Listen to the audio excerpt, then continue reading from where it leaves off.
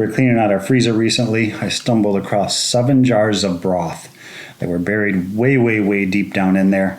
Didn't even know we had them. I believe these 2 are turkey and 5 chicken. Today we're going to break out a freeze dryer. We're going to freeze dry this broth, attempt to turn it into a powder that then I can get myself a nice coffee cup filled with some nice warm water, put in a couple scoops in the morning, and have myself some warm breakfast. Now, a lot of times I buy these like packets, the Slono Life stuff. These are beef flavored ones, but they're kind of stupid expensive. And if we can make our own, it's a plus in my book, right? Plus we'll free up these jars. They can go back into the jar stock, more space in the freezer. So that's what we're going to do today. We'll get these downstairs to the basement and I'll show you kind of what we're working with. We'll get it loaded into the freeze dryer, and then when it's done, we'll reconstitute it and we'll see how it turned out. If you hear a weird sound, it's the freeze dryer is making a little bit of a weird sound because I had it running for about 30 minutes to cool the chamber off before we started this process. Because I think ideally you want to kind of freeze these trays before you even freeze dry this, but I really don't have the freezer space for it right now, so we'll let the machine do the freezing. I know it can definitely add some time to the process, but I'm quite a patient person at times, so hopefully this is, oops, yeah, a couple little ice chunks in there. Perfect. So what I'm doing is I'm trying to get all of the fat off of the top that I can, because fat is one of those things that will not freeze dry well, if at all. See all that fat up on there? I'm just trying to scoop that off and leave as much of the real broth behind. I've thought about like getting a colander and just pouring it through a strainer to get this fat off of it, but some of these ones like this, oh yeah. Maybe I should put these in the machine before I pour it in there. Some of these ones like these turkey, there's a lot of good stuff down in there and I don't want to filter that stuff out. Yeah. Okay, oh, this might be a bit of a catastrophe. I learned one lesson already.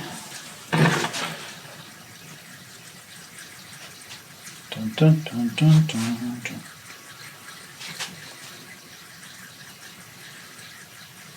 I really don't want to spill it inside my machine.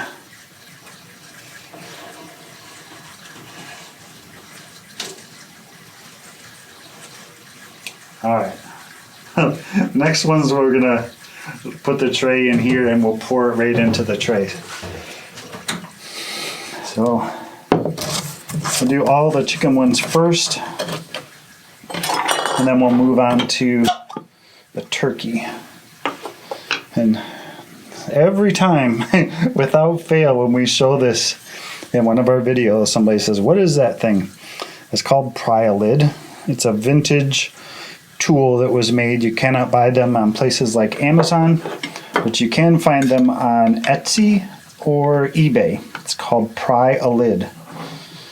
One of our long-term subscribers sent this to us a while back, and I absolutely love it. It's like the perfect jar opener in my opinion. They can be somewhat expensive, maybe like $30, $35, something like that. Yeah.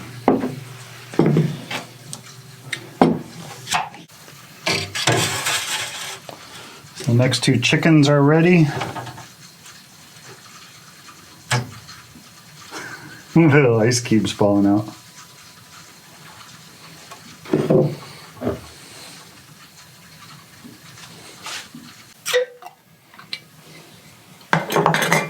It's looking like we're going to end up with about 1 quart per tray or so. We have the medium-sized freeze dryer with medium trays.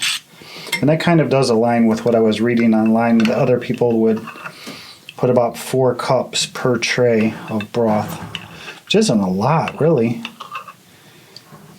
I mean, in a medium freeze dryer, then what can you fit? 8? Well, you can fit 1 gallon of broth, basically.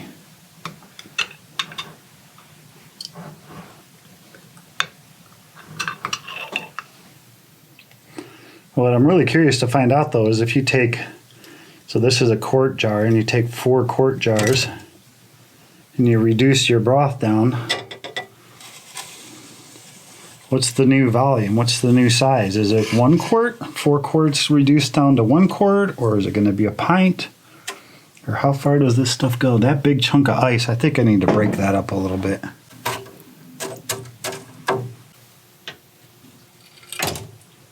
No more ice.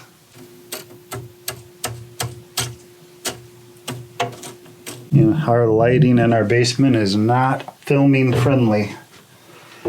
So I think we're ready. I got this mess to clean up, but I'm going to turn this on. We'll let it run through its cycle. Now it's probably going to take a while because these trays aren't frozen. I did pre-cool the chamber beforehand, so it's nice and cold in there. And the broth is actually really cold. It actually has ice in it like we saw, but it's not frozen all the way. So they could delay the cycle and make it take a little longer. I don't expect this to take like 24 hours. It's probably going to be a little bit longer. But this thing always surprises me. I think something's going to take a really, really long time and it ends up, boom, it's done. So we'll be back when these are done. We'll turn it into a powder. We'll reconstitute it and taste it and see how it turned out. And I'll clean up my mess. And we'll give Rachel back some jars.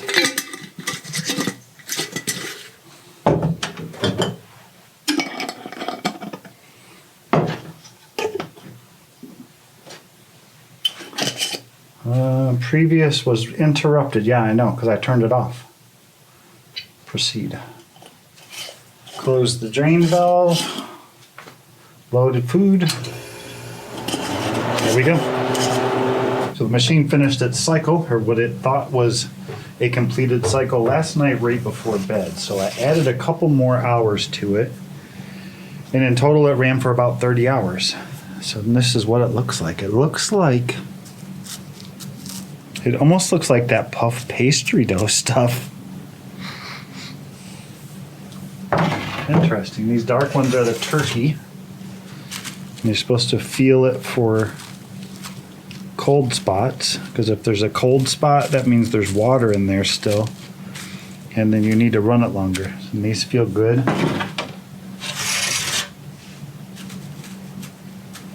These are the chicken ones. Yeah. These ones look less like puff pastry dough and more like, I don't know what you'd call it. Oh, wow. Yeah. Look at that. It's like a piece of styrofoam. Okay, I should stop messing with this. We'll take these upstairs. Oh, this one had the big ice chunk in it. Yep, not cold. It finished. So we'll get these upstairs and we'll break out the blender and we'll turn them into a powder. And then we'll heat up some water. There's a coffee cup. We'll add some in. We'll try to figure out how much we need to add into a coffee cup full of water to turn this back into broth. So this is how they turned out. The turkey one, definitely a little more stuck to the tray. Like I used Rachel's little bench scraper and I started to break it up a little bit.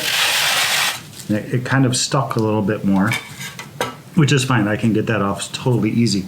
But this chicken one, look at this. It came off like pieces of styrofoam. It's really interesting. Do we try a little piece of this chicken? Wow. That is super concentrated flavor right there.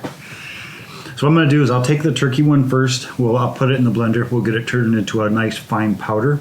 We'll see how much we got. And remember when we put all this broth in there, this was 1 quart of broth basically on each tray, which is an entire gallon of broth.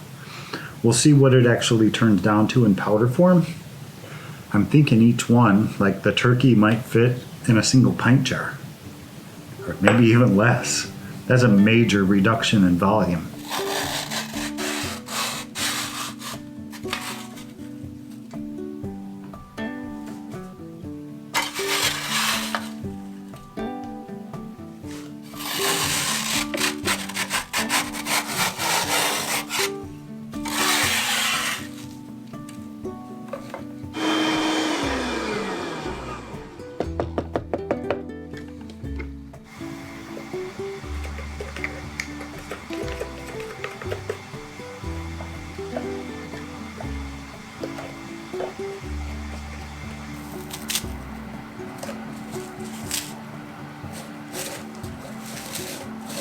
So that's how much they ended up reducing down. This one's the turkey.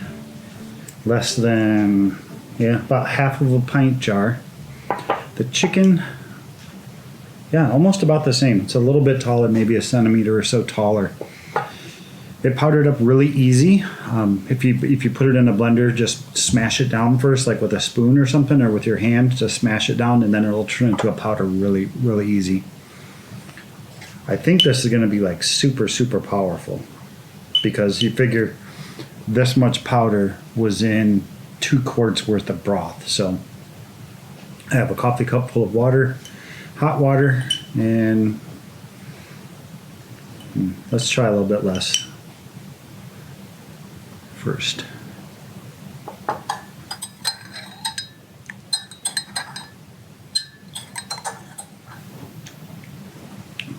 Yeah, need some more.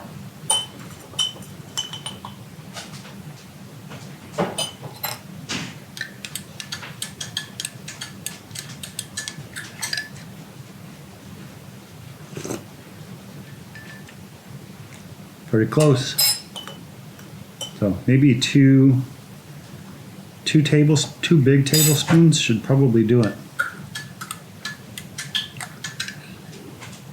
I suppose I could probably do some math pretty easy to figure out exactly how much, because we knew what we started with.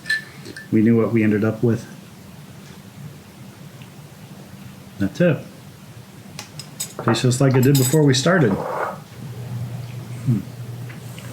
Well, now we know about 2 quarts of broth will reduce down in the freeze dryer in powdered form to about half of a pint jar, which is a significant reduction in jar and space. In fact, Rachel was just telling me the other day, if we ever run into a situation, if this works well and we start running low on jars or shelf space, let's just start pulling all that broth off the shelf, freeze dry it, reduce it in size, and reclaim all them jars.